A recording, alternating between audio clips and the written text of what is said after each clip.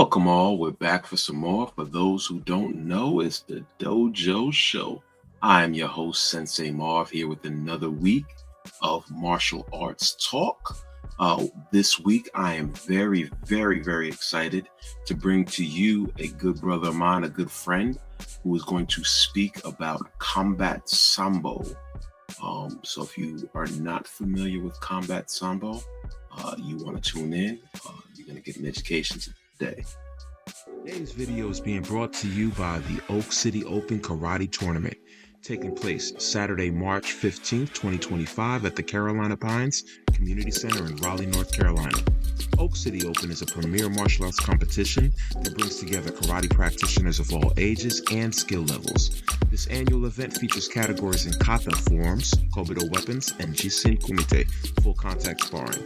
Divisions are organized by age, experience, and rank, ensuring fairness and a competitive spirit for all. For more information, contact Sensei Marvin at saint.seerdojo@gmail.com. Sambo is a martial art and combat sport which was developed and used by the Soviet Red Army in the 1920s to improve hand-to-hand combat abilities. Unlike BJJ, combat Sambo allows fighters to use strikes as punches, kicks, elbows, knees, headbutts, and groin strikes. Combat Sambo is developed for real-world self-defense and military application. The art emphasizes practical, aggressive techniques and strikes to include throws and submissions. I am honored to bring in a good friend of the dojo, a brother of mine, a brother in arms, Carlos Cummings, who is going to come in here and speak on everything that is combat Sambo. So without any further ado, we're going to bring on my brother, Carlos Cummings. Hey, Carlos, what's going on, bro? Hey, what's going on, brother? What's going on with you? How are you? How you doing? No, how you doing? Good, I'm doing well, man. It's been a minute. It's been a minute since we've seen each other. You know, it's been a couple of years. I ain't forget about them gator bites. My ankle's hurting. Hey, between life and the injuries we done had, so Carlos is. No, go ahead. Oh man, the reception is cutting in and out. We're gonna try to keep this moving, but it's cutting in and out a little bit. Carlos is an instructor with Combat Sambo as well as with weapons. What I guess you do weapons training. You do gun safety. Yes. CPR. Yes. You name it, Carlos does it. So without any further ado, Carlos Cummings. Yeah. Oh yeah. We have. They say I'm a man of many traits. Good. So Carlos, tell me a little bit about how you got your start. Because normally I read off like in biography or synopsis of their training and stuff, but I figured I would just go ahead and give you the floor and let you just kind of tell my audience how you got your start and what it is that you do. Okay. Well, this is going to predate combat Sambo. I started when I was younger. Like everybody else, I was fascinated with the Bruce Lee fiasco. We was doing all the Bruce Lee joints, Saturday, martial arts madness. You remember that back in the day, the Saturday morning? Absolutely. Martial arts madness. We had Jim Kelly. We had, Bruce Lee. We had, we had them people back in the day with Enter the Dragon and all these other weird, kung fu movies with these sounds and all that joint. Right.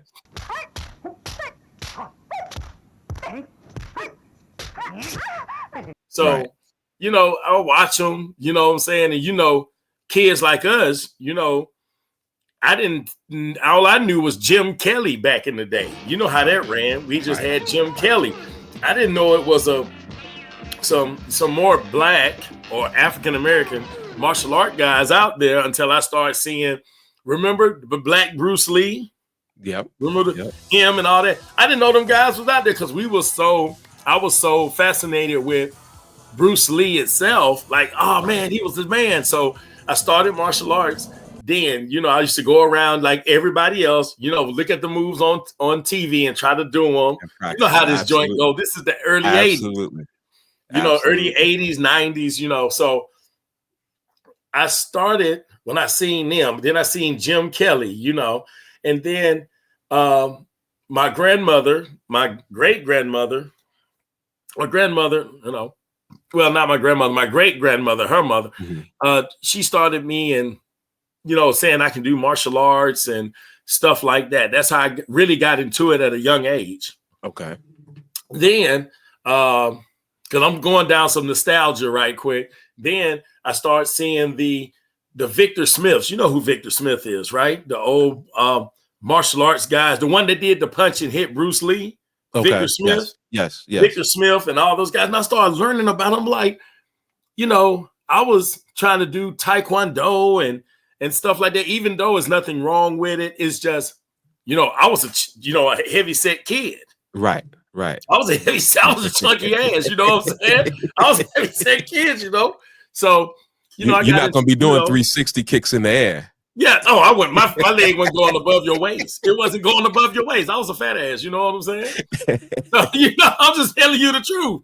And I started learning judo, and I like it because it fit my body style from the throws, right? From the takedowns and stuff. You know, a lot of guys, believe it or not, because I know you up there with me. We both heavy guys. You know, in a roundabout way. You just taller.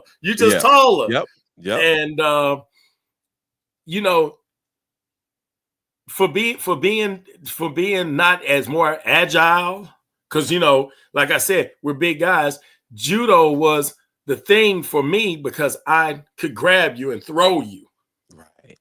I can grab and take down, and you know, a lot of guys was you know, I used to have, you know, fights like street fights when I was little, and they'd be like, "Oh, you know how they back in the day they used to want to make the rules like, no, you can't grab him, you got to punch him, you got to fight." You know what I'm saying? Yeah.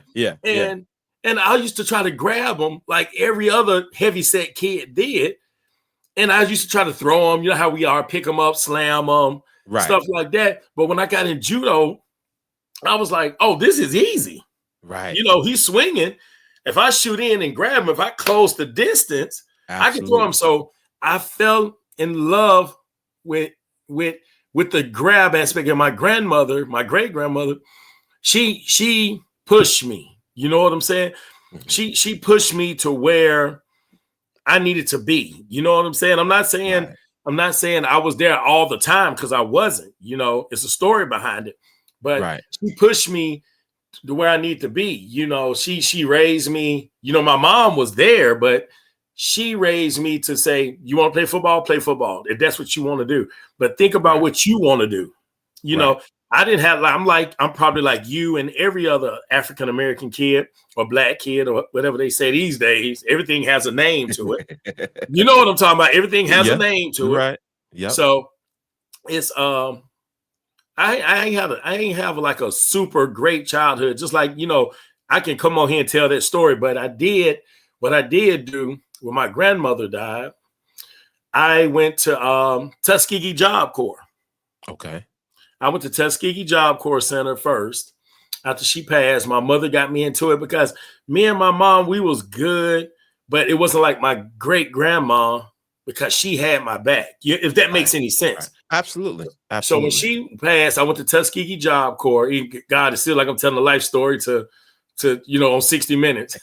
But I went there and I started learning things, and it was at the time, this was like the early 90s. Now we going to the early 90s, like I'm gonna say between 92 and 94, that Mary J. Blige first era, you know what I mean? Right. And so I started, you know, doing martial arts at the off campus at the Tuskegee Job Corps, you know, when I was in Job Corps.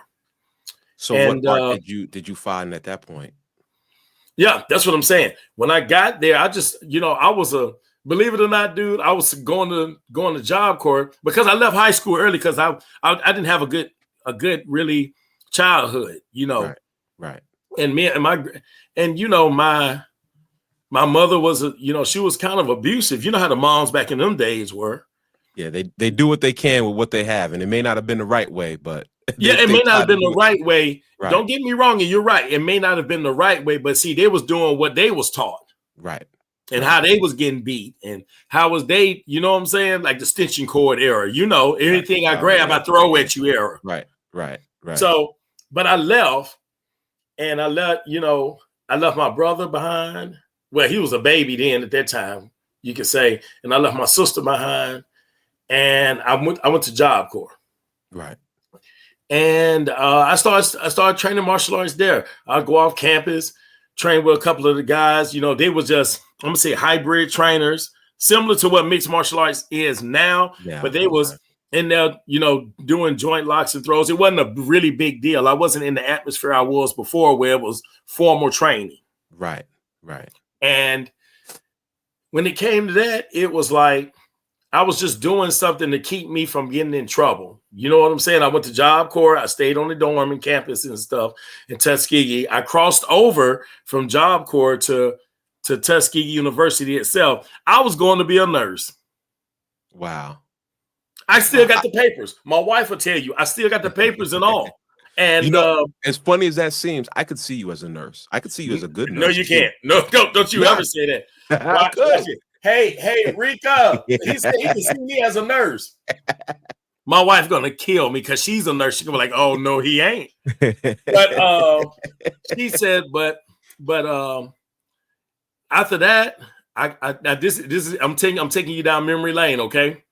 So after that, I met a girl at the time in Job Corps, and she brought me to Florida. Like, I've never been to Florida, so she brought me to Florida. Now, this is before a different era, this is before 96, before I met the love of my life right now, Right. So she made me down here, and I came across this guy. Now, this is, I'm going to say, after me and her broke up, I went through my little spiel going back and forth home and here because I knew some people down here. Right. And in 1996, I met my wife. Right. But after I met her, the few years after, like 2 or 3 years after that, I met my first instructor that taught Kyokushinkai and Judo, and he knew Sambo. And he was Iranian. He was from Iran. And Professor Javahari, his whole name is Professor Manny Javahari. Okay. And he taught me, he was like my martial arts mentor. He was like my martial arts father, if that makes any sense. Absolutely. And because I didn't have a dad growing up. I didn't have one. So you know how it is. Like I said, it's the old spiel of, all the women took care of the kids and the dads wasn't there, if that makes any sense. Right. Especially, where we come from, that's where it was on a lot of things. A lot of families, Well, he taught me, martial arts. He said, "Come out here." So that's the first man that ever picked me up and threw me the way he did. Like, how stocky I am, and I'm right. When you're a big guy, you don't expect anybody to throw you. Right. And me, I'm like, nobody gonna throw me. These damn mind. What's wrong with him? So we was at the park here in Panama City. My wife was there, I think. And he had like 4 or 5 students who was training outside. And he threw me because I was telling him I was learning judo and all this other stuff. And he was like, "Oh, okay, throw me." So you know what I'm saying? So I did the famous. I tried to come in and do the famous Uchimati. And it didn't work so well. It failed. I ain't gonna lie. I was beat the hell up. Wow. And it didn't work so well. And when I tried it, he reversed it and lifted me and threw me with a back suplex. Wow. And he said, "Your hips wasn't low enough." He picked me apart. Now this man is like, third or fourth degree black belt in judo. Right. And he I got a picture of him. I'm gonna send him to you too. It's me and him sitting next to each other. And I said, "I just got thrown. Oh my God, what the hell just happened?" And he was like, he picked me apart. He just told me, you know what I'm saying? And I'm gonna get on this, because this is the society we live in. He was. I want to get it. I want to get it right. I think he was Jehovah's Witness or Muslim. Okay. Something along those lines.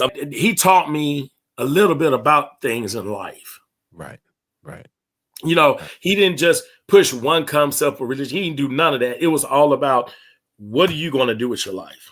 You already, and he was brutally honest. You know how the martial arts instructors are. Right. He was teaching me. He was showing me cushion kai kicks and all of this stuff, and trying to make me understand Mawashi Gary's, you know, and all this stuff, and judos like Tai Toshis and Osoto Garis, you know, the stuff we go through in the martial arts journey.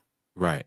And he also, when we used to go out and sit down and stuff, and he'll talk to a few guys that were, you know, eager to know who this guy is outside of whooping our ass. You know what I'm talking about, you know. Yeah, you know, like, absolutely. you know, is he super soldier 24/7 and everybody respects him, or he's just a human being? Right. My wife, she played a big part, because when I met her, I was still in that young stage. Keep in mind, I'm about 20 years old then. Right. She's like 18. You know what I'm saying? And we met each other then. And I didn't know where my life was going. Like I said, I took a little hiatus off the martial arts journey, and I was doing, you know. Right.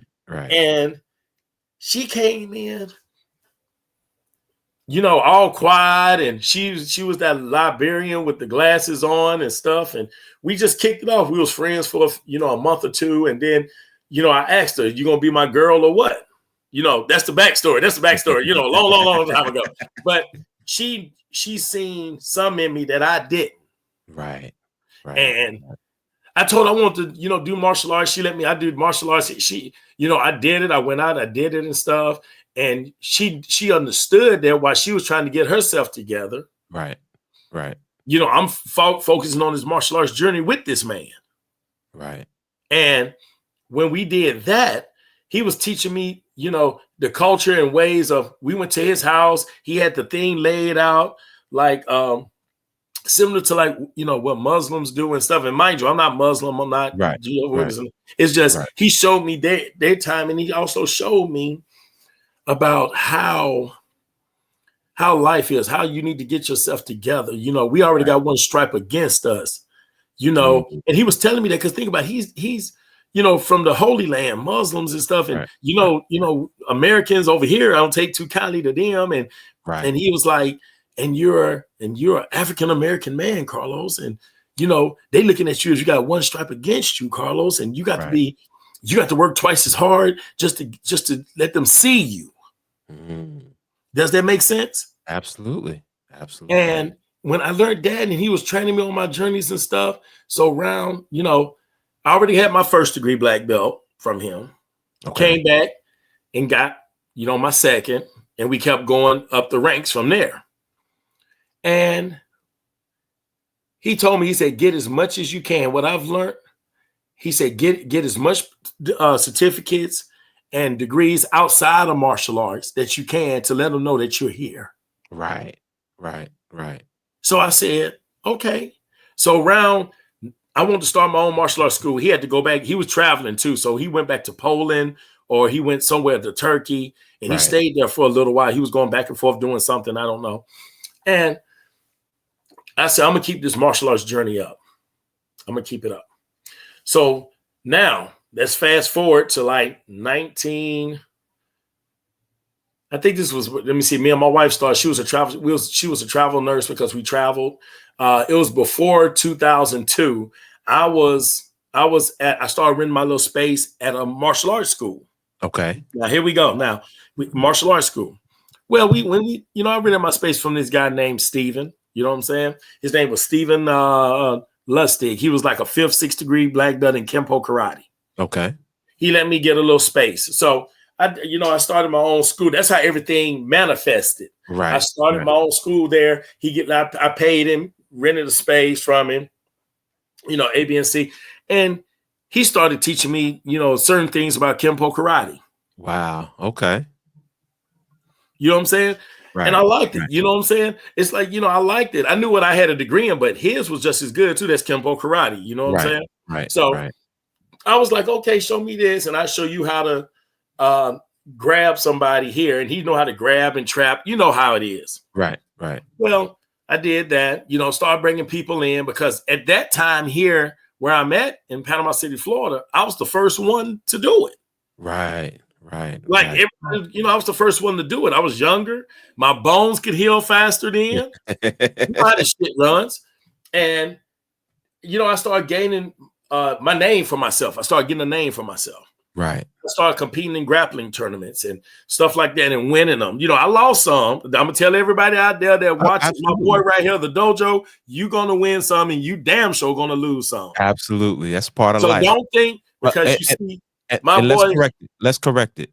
You going to win some or you going to learn a lesson. There you go. There you go. You're going to learn it. You're going to learn it. And I'm going to tell you, like I say, no matter what, my boy right here at the dojo, he'll tell you he's been in the lane just as long as I have. And I'm going to tell you, you're going, like you said, you're going to learn from it. You're going to learn from it. I hate to say it this way, but you're going to learn from that. You're going to learn from it. You made just like your child. If your child keep acting up, when he's good, you reward him. When he's bad, you spank that. Guess what? You learn not to do it again. Yeah. And that's where we're at now. So right. I did that around 2002. My wife started being a travel nurse. Mm-hmm. So we traveled all over. She was a travel nurse. So I started learning at our first spot she was at Crystal River, Florida, but it's like an hour from Ocala, Florida.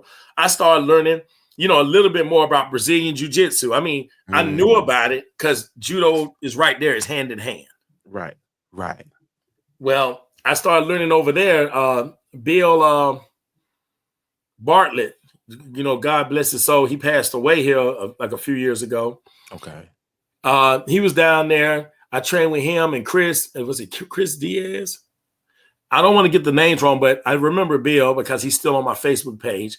Right. And I remember him, and he was just such a great guy. I mean, we all trained together. I showing judo throws. Yeah, my nights I showed judo throws and some Sambo, throws, if you could say now, because Sambo, it was known then, but not, like everybody see it now. Right, and right. Around that time, the American Sambo, I want to make sure I'm right, the American Sambo Association was coming up. I forgot what Sambo Stephen Keffer, Stephen, shout out to him, because that's another one of my teachers, mentors. I call him all the time. And him, Vlad Kulikov, Riley Bodycomb, those guys, I trained in, like I said, some Sambo with Chris Magyar. I'm missing a gap right there, but that was through when me and my wife were stationed in Birmingham, Alabama. She was up there at one of the hospitals. Chris Magyar, he was a Sambo coach. He taught me a lot while we were stationed up there. Right. And like I said, we traveled back and forth and everywhere. So after that, I started liking the Sambo a little bit more. But went through the travels and stuff. You caught the bug. Caught it. Man, I was getting my ass whooped left and right before I knew exactly what the hell I was doing, because it's like the sister of judo. If I say that right, Steve, don't kill me, but it's like the sister of judo. Right. But started looking at Sambo Steve, Vlad, Riley. I'm talking about Greg Humphreys. This is that era where it's me and your era now. These people beating your ass. Right. Gokor Vigencia, all those guys. You know what I'm saying? And I started learning from these guys. I started seeing them learning. Me and Steve would talk back and forth. So I joined the American Sambo Association around 2004 or 5. I think it was 2005, but 2004 or 5. That's how me and Steve really got to know each other. And it was around, like I said, 2005, I think. I became a part of it, and I stuck with it. Everywhere they went, Sambo summits, things of that nature. We was in Colorado 1 minute and somewhere else the next minute. Kentucky, Fort Campbell, Kentucky. We down in, how the hell we get in Fort Campbell, Kentucky, but we did it. And he taught me things. They taught me a lot of stuff. And then we bring it out to all the seminars I did. You know what I'm saying? Like all the YouTube seminars. It ain't like these guys getting millions and millions of dollars then. I was doing it. You know, if you look at some of the videos I done put out, some of these guys, these new guys are teaching techniques I taught 15, 20 years ago, 18 years ago. This 2009, 8, 9, I'm doing seminars then compared to now. Everybody's got a flashpoint now. Even in your martial arts, everybody got a flashpoint now. They take a camera. These kids younger than us, where we had to work hard, are making millions of dollars off something that the foundation created. Absolutely. So let me pause you right there on your history. So let me ask you, because we're already 25 minutes in, and we already knew how this was gonna go. We knew that if me and you got to talking, we could be here for hours. We already knew. But let me ask. So we got to the Sambo, and so I do a formalized art, right, where we have ranking systems. You go from and every system is different, right? Kempo has a belt ranking system. Kyokushin has a belt ranking system. Correct. Now with Sambo, is there a belt ranking system, or how did you go about distributing rank to your students? All right. That's a good question. Now you finna kick the hornet's nest on a lot of shit now. Now we finna get into the music. Okay, and it's coming here. So guys, when he posts this, I'm tagging the people in it. Okay. So this is going to be good. So, and they're going to know I said it. So listen, Sambo does not have a ranking system. Okay. Sambo does not have a ranking system. You have your own in-house where you can promote somebody in-house. Right. For educational purposes. Exactly. But as of a ranking system, when they be saying, oh, I'm a 6th-degree black belt or 4th-degree black belt in Sambo and all that shit, no, it's no ranking system. You know, like I said, I learned my knowledge from Sambo Steve and Vlad and all of them. There's no ranking system in Sambo. It's just like if you at a job for 40 years, you just good at that job. Right. You just get good at something like wrestling, like high school wrestling, collegiate wrestling. There's no belts in that. They just did it for so many years. There's no ranking with wrestling. Right. It's no rank. And that's what I liked about Sambo compared to Judo, because it's you just come, train, learn, repetitive, and you just get good at it. You following me? You just get good at it. You don't have to, if everybody, including your style too, and if I'm wrong, correct me. Everybody worries about their belt instead of enjoying the art. Absolutely. You know, you hear me on that? I know if the thing went out. Yeah. Everybody when I have a student that first comes in, the first thing that they want to know is, how soon can I get to the next belt? Right? How soon can I get there? And it took, even for me, to hit black belt to realize, oh, wait a minute, I'm only hitting the tip of the iceberg. There's so much more that I need to learn, that I need to understand. And and I think that hits students a lot of times when they get to the more advanced ranks and they're like, okay, well now, oh, I got a black belt, I'm supposed to be this authority. Oh no, I don't know enough to be an authority. So yes, we get that as well. Right. Now, I told you every style does.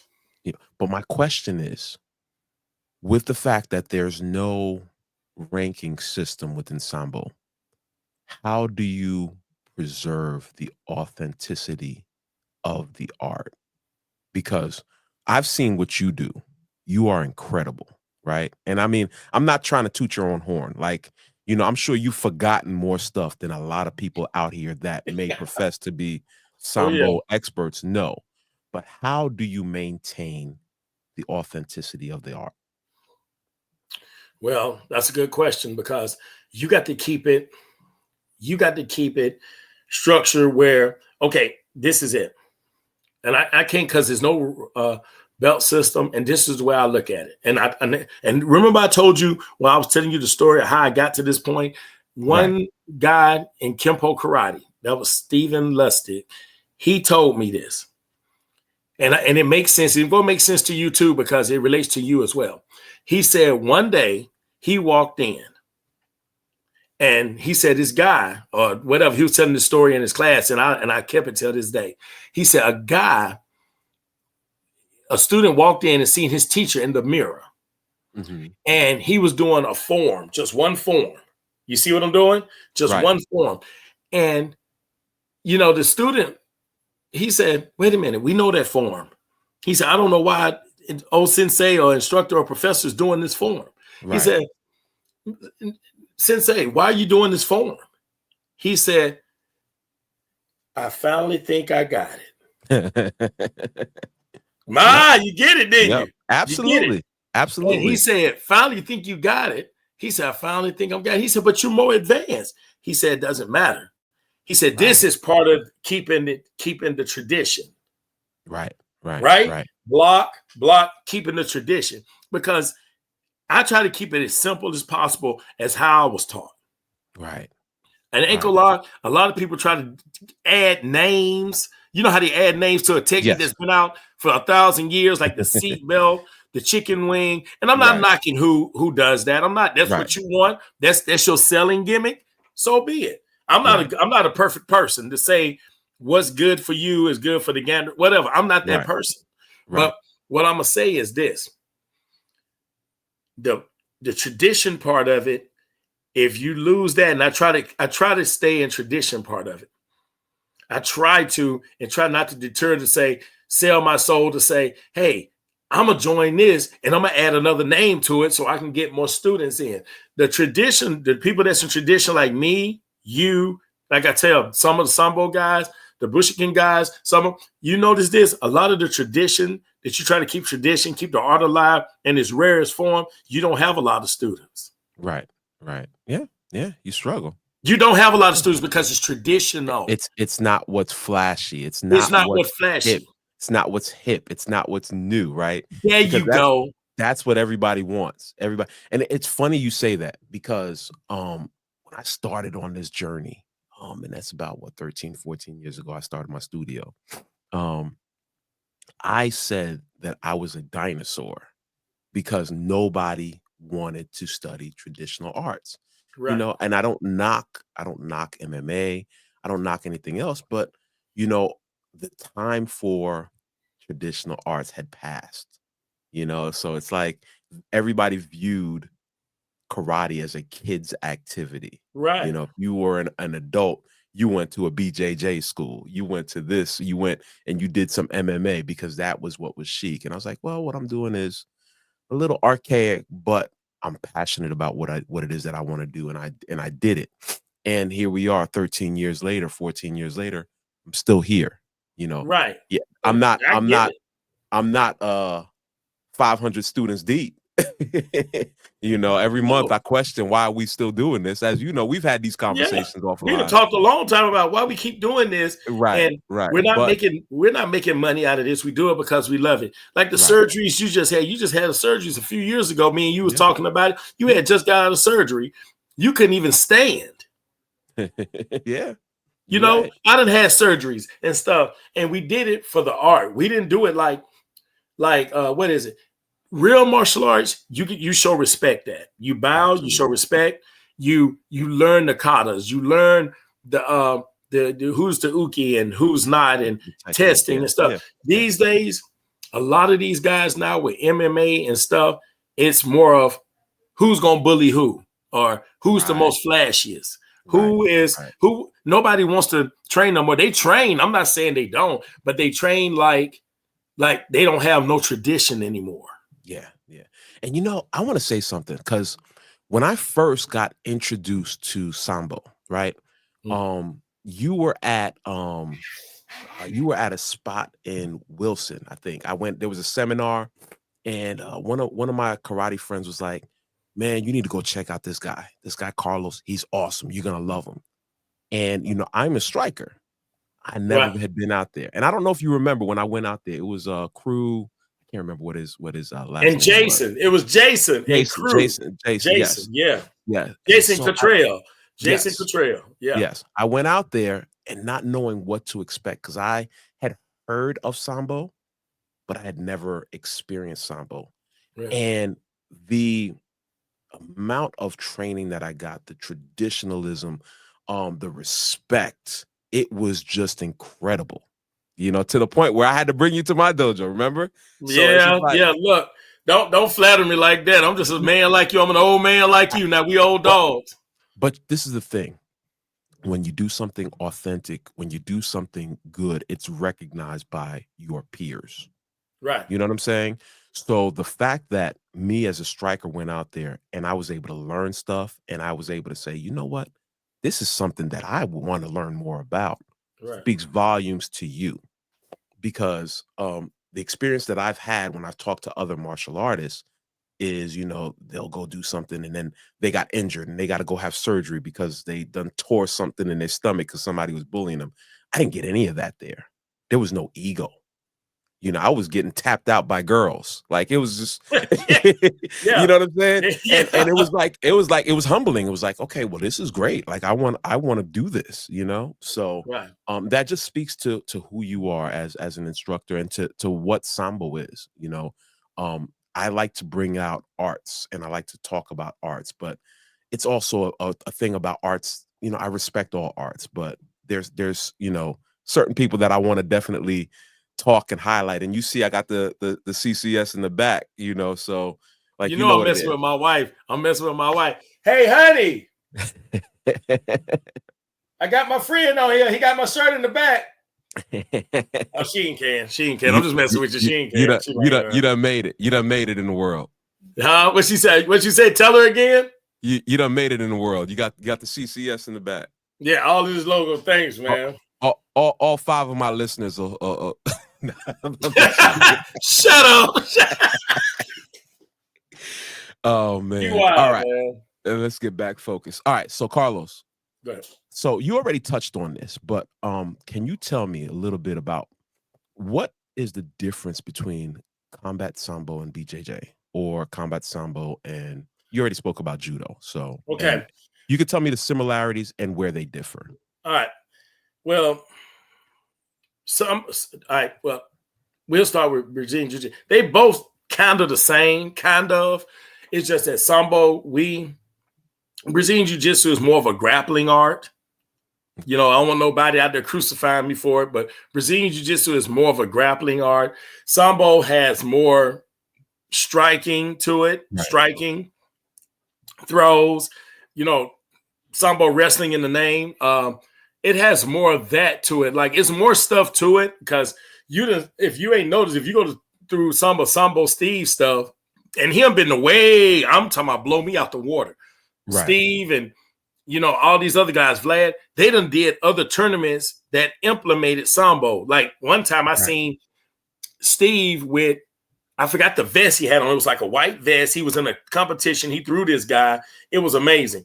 And it was part of Sambo. And then, but now we're going back to jiu-jitsu. A lot of my brothers, like Wesley Lumpkin, I train there at my friend's gym. You know, I teach there on Thursday nights, and he's a Brazilian Jiu-Jitsu guy, but you have Brazilian Jiu-Jitsu that's just strictly ground, and you have a guy like my friend Wesley. He has a Brazilian Jiu-Jitsu that's open. Like, he's open because he's also a certified wrestling coach, and he's open for all of it. You got some Jiu-Jitsu guys that see Sambo and they just want just Jiu-Jitsu. I've had people just call me and just say, Jiu-Jitsu, what's Sambo? And I have to tell them, I said, Sambo got strikes, leg kicks, even headbutts. If you read about it, it got headbutts involved. Yeah, you know, I don't know if you heard my intro when I was doing a little reading about it, but I did actually make a mention that, you know, elbows, punches, headbutts, anything. Yeah. You're right. So we got, if like I said, the concept, they got, if you look at the Sambo tournament, it's according to where you at, you'll see headbutts. Like, they'll swing, punch, and once they punch, they'll come in like a Lithuanian boxer from Lithuania, and they'll headbutt. You know them Lithuanian, they headbutt, they all that. They punch, headbutt, you know, groin kicks in some aspect. I mean, it's it's still kind of not young, but it's young enough to say people are still asking about what's the difference between the two, like you just did. And Brazilian Jiu-Jitsu, they have their own thing. You know, they just like us. We grab or we punch. Same thing. They'll go to the ground. They'll pull guard. Some of these guys are fascinating at what you see them at, and some guys are bullies at what you're seeing at. You know, you have guys that work the traditional Brazilian Jiu-Jitsu. You know what I'm saying? Like my friend Danny Ruiz. All those guys, they're phenomenal. These are the guys that's open-minded with tradition and open-minded, just like we are. Right. You know what I'm saying? You got guys like I'm gonna make sure I say his name right because he's a good friend of mine. He's a boxer by trade. I mean, a badass boxer. Daniel Mendoza. Down in Tampa, you got Rafael Garcia that's down there in Brazilian Jiu-Jitsu. He does MMA, but they also implemented Sambo. They implemented stuff like that because I done did seminars for them, and they, you know, and we all crossed over. But Brazilian Jiu-Jitsu in itself, if you just saying Brazilian Jiu-Jitsu, it's a grappling art. It's an art where, you know, you don't have to break the bone, but make the guy submit. Right.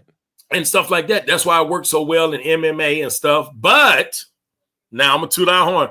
But it's a lot of Sambo guys now in the UFC that are doing their thing. Right. And see, that was one of the things I was going to ask you later on. And see, you jumping, you must have my cliff notes or something, man, because you jumping all in all the stuff that I want to ask. I'm just telling you. You all up in there. You all up in the business. So let me ask you this, because you've kind of already addressed it, man. You beat me to the punch. Go ahead. I'm good. So I guess the question is, how easy is it to transition from one to the other, or from not even that? I guess let me ask, does training in a different art hurt or hinder or help you learning the art of Sambo? No. Okay. No, because like I said, you're a high-ranking legion in your art. You know, you're the leader of your art, and you came and seen Sambo. And like you said, you said, Carlos, you got to come over here. Me and George Hemrich, he came over there. Right. And and you welcome us. Like you said, it was no egos. You was doing the throws and stuff. And you was, keep in mind now, you was injured yourself and was still doing it. Absolutely. Yep. See, I'm gonna recognize that. I remember some of it because you was injured yourself and you were still doing it. So you can, you know, put Bushikin, right? I want to make sure I got it right? Bushikin, yep. and Sambo together and make your own art. Like you can show you know, we maybe, because we're getting older and, you know, they slam us, we going to the hospital one time. But, you know, we may slam them. They may say, okay, it's our turn, and they half our age because they can be our kids. But but you can say, okay, this is how this throw goes. So you got, you know, Bushikin this way. Now we're going to veer off, and we're going to add from that punch and strike. If he's close enough, you can do this throw. This is from Sambo to the takedown and get away. Right. Or you can say takedown. It's according to how severe it is. If he got a knife, if she got a knife or a gun or something, if you take them down, you can finish them then. It can go either way. But you have that foundation of knowing both, but your tradition stays because Bushkin is your tradition.